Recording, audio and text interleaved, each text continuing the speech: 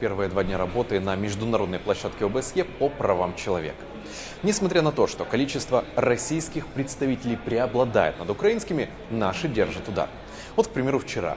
После энного количества упоминаний от оккупационной стороны, мол, Крым российский, наші встали і вийшли. Сьогодні Волконська відразу виступила, вона розпочала дуже категорично. Я така-то, Крим, Росія.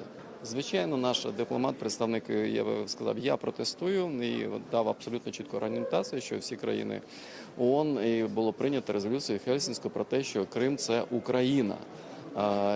Росія відразу відреагувала на це, представник дипломатів, він своє, ні, Крим – це Росія, на виборах обрано і все. І тоді Андрій Ріхтер, ведучий, модератор, об'явив те, що нічого тут, я не пам'ятаю, що будь-коли було, а в даному випадку оголосив технічну перерву.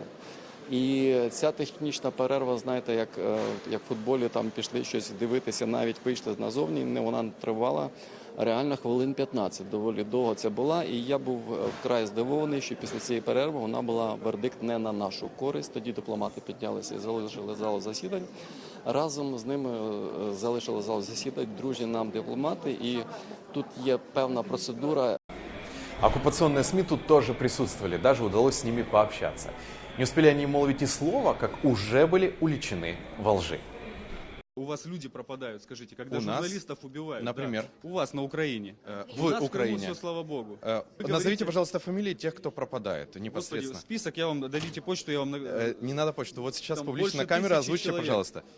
Давайте, хотя У бы меня, к 3 сожалению, не назовите. такая феноменальная память, как у журналистов 3, АТР, поэтому 3, не могу 3. сказать. Как классно идет манипуляция. Так То вот, есть, смотрите. вот, попросил предоставить 1000 фамилий, хотя бы 3 фамилии Вы назовите. только что говорите Хотя бы 1000 3 уже. фамилии О чем вы назовите. говорите?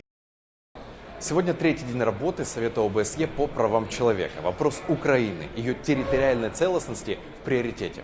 Начиная с 10 часов утра по польскому времени тут будут говорить о безопасности журналистов. И АТР обо всем расскажет первым. Олег Борисов, Асан Аминов и Максим Кондратенко из Варшавы. Специально для АТР.